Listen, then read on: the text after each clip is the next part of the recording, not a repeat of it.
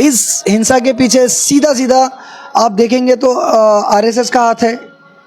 मैं आरएसएस को कम दोष देता हूँ इस हिंसा के पीछे सीधा सीधा भाजपा और भाजपा की मानसिकता के साथ जुड़े हुए सारे लोगों का हाथ है। भाजपा की सरकार जो है ये मुसलमानों को उकसाकर उनका मर्डर करवा रही है।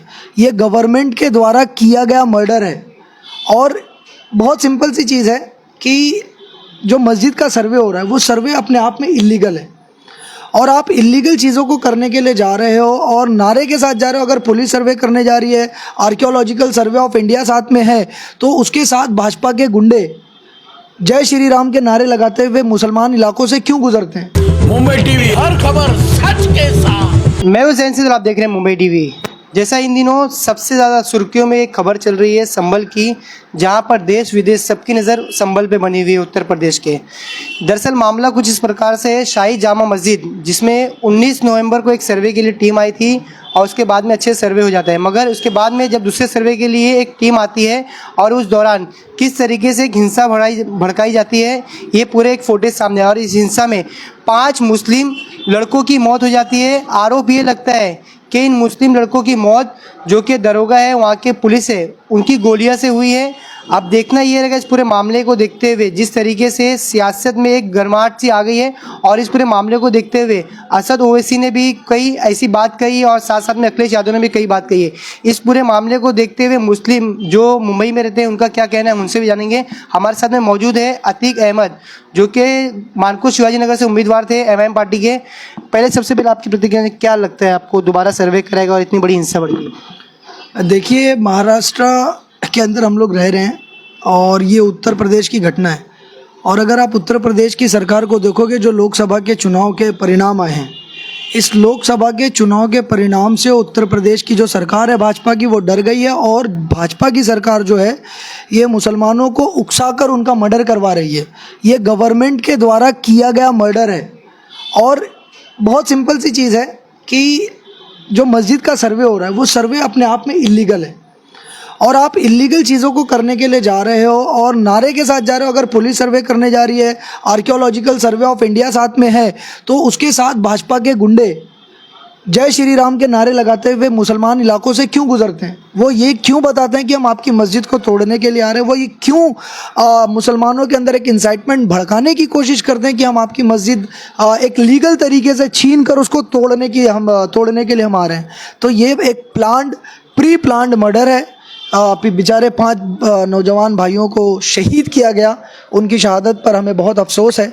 और ये भाजपा की बौखलाहट और भाजपा जो एक माइनॉरिटी, सबसे बड़ा माइनॉरिटी, उसके विरोधी जो उनकी पॉलिसीज़ है, ये उसका एक बहुत बड़ा जो है उद्देश्य है। अब इसे इलीगल सर्वे कैसे कह सकते हैं? तो कहते हैं कि कोर्ट के ऑर्डर पे इसे सर्वे के लिए आए थे। देखिए, सबसे बड़ा कोर्ट कौन सा है? सुप्रीम कोर्ट है। और सुप्रीम कोर्ट ने अपने जब जजमेंट आया था बाबरी मस्जिद का, तो उसमें एक चीज़ कही थी कि मैं 2 एक्ट की यहाँ पर आपके साथ में डिस्कशन करना चाहता हूँ। एंशिएंट मोन्यूमेंट प्रोटेक्शन एक्ट 1920 और places of worship act 1991। Places of worship act 1991 ये कहता है, उसका सेक्शन 5, कि एक्सेप्ट राम जन्मभूमि जो भी मस्जिदें हैं, उस मस्जिदों को उनके हालात में रखा जाएगा। उसको प्रीवियस किसी चीज़ों को लेकर उसको हम लोग वो नहीं कर सकते, तोड़ नहीं सकते हैं या डिमोलिश नहीं कर सकते हैं। और आपका जो ancient monument act protection act 1920 का, वो जिस मस्जिद की बात चल रही है, शाही मस्जिद, वो एक मॉन्यूमेंट है और उस मॉन्यूमेंट की प्रोटेक्शन इस एक्ट का दायित्व बनता है। ये एक्ट उसकी प्रोटेक्शन के लिए बनाया गया और आर्कियोलॉजिकल सर्वे ऑफ इंडिया उसी एक्ट को वायलेट करते हुए मस्जिद में पहुंचती है सर्वे करने के लिए। तो एक एक्ट, एक कानून बना हुआ, उसको तोड़कर कानून को आप सर्वे करने के लिए जाते हो, सर्वे आपका इलीगल है। और दूसरी चीज़, सुप्रीम कोर्ट ऑफ इंडिया ने कहा कि आज़ादी के साथ साथ जितने भी ऐसे मैटर्स हैं सबको दफना देना चाहिए। जैसे भारत देश आज़ाद हुआ 1947 में, ऐसे पुराने जितने भी केसेस हैं उसको दफना देना चाहिए। और जो एक्ट बना उसके प्लेसेस ऑफ वर्शिप एक्ट 1991 में, उसमें सिर्फ सेक्शन 5 में एक एक्सेप्शन है कि राम जन्मभूमि को छोड़कर सारी मस्जिदें, सारे मंदिरों का जो स्टेटस है वो इंटैक्ट रहेगा, उसके ऊपर कोई क्लेम नहीं कर सकते। तो इस एक्ट का भी वो वायलेशन है, तो दो एक्ट का वायलेशन करते हैं, सुप्रीम कोर्ट के बयान का जो है वो वायलेशन करते हैं, और उसके बाद इस तरह से मर्डर किया जाता है। इसीलिए मैंने कहा कि ये बिल्कुल ही गलत तरीके से सर्वे भी किया जा रहा है और मुसलमानों को वो बताया जा रहा है कि भाई आपको हमने दोयम दर्जे का सिटीज़न बना दिया है। और ये मुसलमानों से कहीं ज़्यादा चिंता का विषय यह है कि भारत देश के अंदर संविधान और कानून को माना नहीं जाएगा। सुप्रीम कोर्ट को सिर्फ मुसलमान मान रहा है। सुप्रीम कोर्ट ने कह दिया है कि बाबरी मस्जिद नहीं, बाबरी मस्जिद थी, फिर भी हम मेजॉरिटी के आस्था के लिए राम मंदिर दे रहे हैं, और मुसलमानों ने उसको मान लिया शांति से, क्योंकि हम बिलीव करते हैं इस देश के संविधान के ऊपर, इस देश के सुप्रीम कोर्ट के ऊपर। और सुप्रीम कोर्ट का ही कहना है कि भाई आज़ादी के साथ दफना दी जाए बातों को, लेकिन जो मेजॉरिटी है इस देश के अंदर, जो JSR के नारे दे रहे हैं, वो ना सुप्रीम कोर्ट को मान रहे हैं ना संविधान को मान रहे हैं। कहीं ना कहीं देश के विरोधी, देश विरोधी काम किया जा रहा है, कहीं ना कहीं देश के लिए अलार्मिंग सिचुएशन है।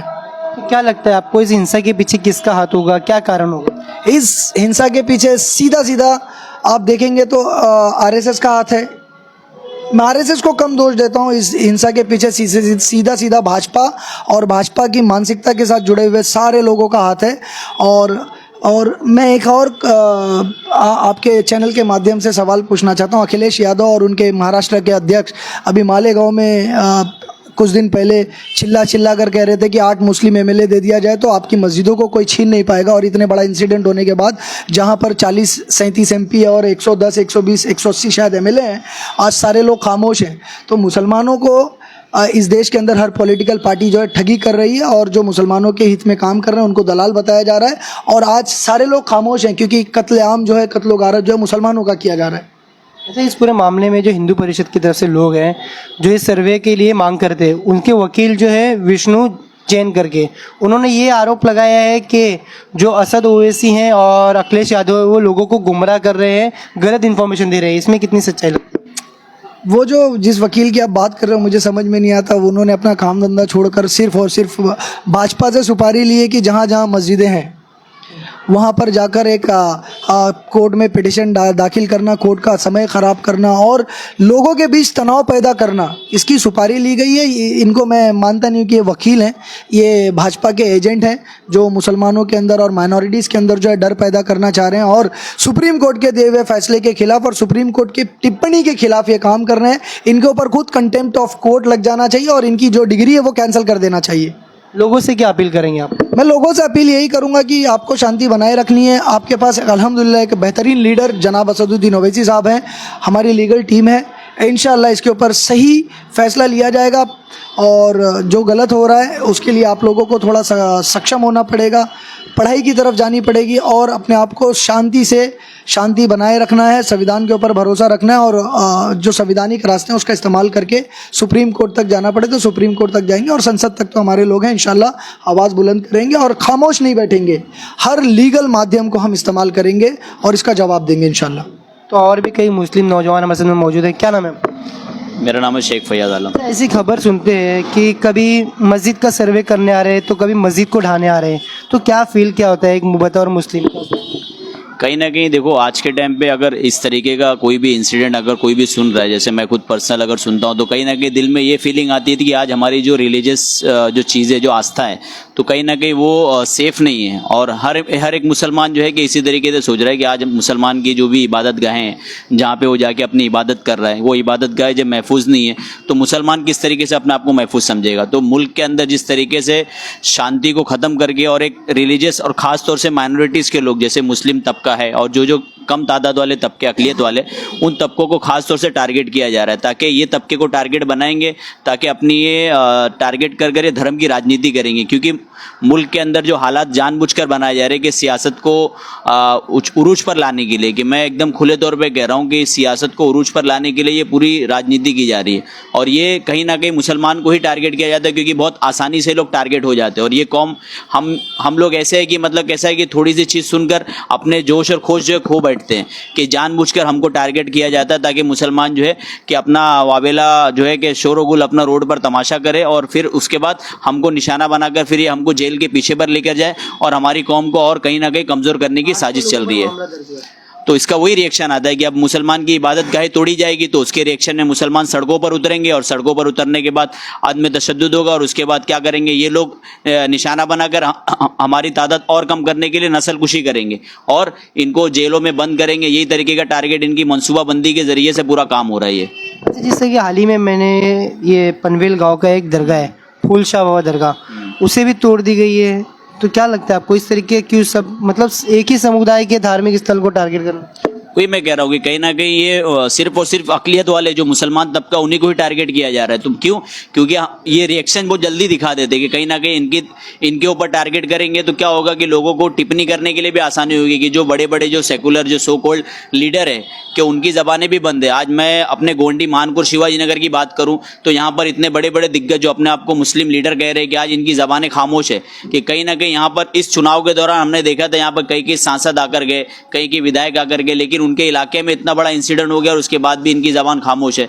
तो मैं सवाल करना चाहूँगा आपके माध्यम से, चैनल के माध्यम से, कि यहाँ के जो नेता अबू हाशिम आज़मी है और वो जिस पार्टी से बिलोंग कर रहे हैं समाजवादी पार्टी के अखिलेश यादव जी, वो इसके ऊपर क्यों नहीं कुछ कर रहे कि भाई सब लोगों की उम्मीद है ना कि यहाँ के मैक्सिमम 50% से भी ज़्यादा एक मुस्लिम वोटर है इस कॉन्स्टिट्यूंसी में और सारे लोगों ने आपको 54-56 हज़ार वोट देकर जिताया है। आप लोग क्या कर रहे हो इसके ऊपर? आपकी क्यों नहीं कोई प्रतिक्रिया आ रही है सामने?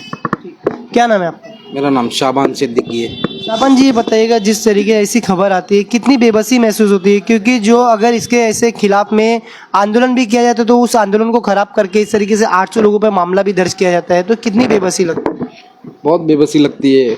और कैसा मतलब मुसलमान के मतलब जैसा मतलब मस्जिदों को मतलब इस तरह से करा जा रहा है और जैसा मतलब बीजेपी मतलब इस चीज़ को मतलब टारगेट किया जा रहा है, टारगेट ही कर रही है कि मतलब वहाँ पे मतलब कैसा मतलब जानबूझ के मतलब ये गुंडागर्दी करे और वहाँ पे मतलब 4-5 लोगों को मतलब जो शहीद किया गया, ये सब मतलब डर बनाया जा रहा है मुसलमानों के लिए।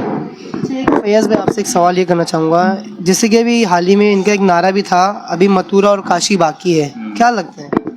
देखिए, नारा जो इन्होंने दिया ये सरासर गलत है और गैर संवैधानिक नारा है कि किसी भी कास्ट को, किसी भी धर्म को आप इतना भी ज़्यादा टारगेट मत कर दो कि लोगों के अंदर जो है कि कहीं ना कहीं उनके अंदर भी तुम्हारे खिलाफ नारे निकलने लगे।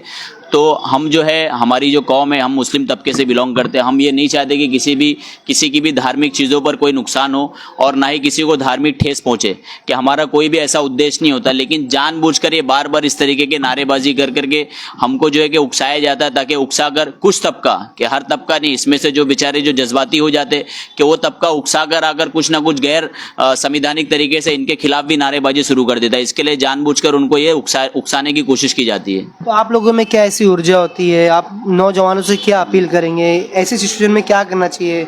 ऐसी सिचुएशन में मैं जो भी यूथ है और जो भी नौजवान है उनसे यही अपील करूंगा कि देखो, अपना उम्मीद का दामन छोड़ो मत, और एक जो सिस्टम पर जो अपना भरोसा है कि उस भरोसे को भी मत तोड़ो, कि हमारा भरोसा कॉन्स्टिट्यूशन के ऊपर है, संविधान के ऊपर है, डेमोक्रेसी के ऊपर है।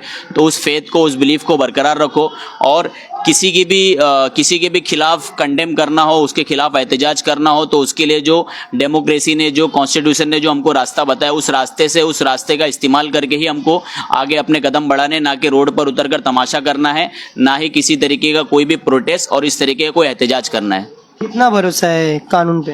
कानून पर तो हमको आज भी भरोसा है। भले से लोग कह रहे हैं कि भाई कॉन्स्टिट्यूशन को फाड़ दिया जाए, कि जला दिया जाए, कि संविधान को खत्म कर दिया जाए, कि बुलडोजर राज आ गया है, कि आज कल 26 नवंबर था कि कॉन्स्टिट्यूशन डे भी मनाया जा रहा था, लोगों ने अपने अलग अलग स्टेटस पे, मैंने लोगों के फोटोज़ भी देखे, कोई जो है कि कॉन्स्टिट्यूशन की किताब के बाजू में बुलडोजर को लगाया। तो कहीं ना कहीं लोगों का धीरे धीरे फेथ जो है कि धीरे धीरे कम होता जा रहा है संविधान के ऊपर। लेकिन आज आपके माध्यम से मैं लोगों में यही मैसेज दे रहा हूं कि देखो, संविधान भले से लोग मान नहीं रहे, लेकिन संविधान को हमको बरकरार रखना है, कि उसको आज भी उसकी जो है कि उसके जो भी कॉन्स्टिट्यूशन के जो भी आर्टिकल्स है, उसके जितने भी जो शेड्यूल्स है, उस शेड्यूल्स को आज भी हमको लोगों में इम्प्लीमेंट कराने के लिए उसकी जितना हो जाए उतनी कोशिश करते ही रहना है। भले से लोग एक तरीके की, एक आइडियोलॉजी के लोग हैं यहाँ पर, जो बीजेपी वाले हैं, कि RSS वाले हैं, कि इनकी मानसिकता ये है कि संविधान को ख़त्म कर यहाँ पर कि जो है कि इसके अगेंस्ट पर चीज़ें लेकर आ जाए। लेकिन उसके खिलाफ हमको नहीं जाना, बल्कि हमको संविधान को हर तरीके से हमको लोगों में लेकर आना है और उसी के ऊपर लोगों को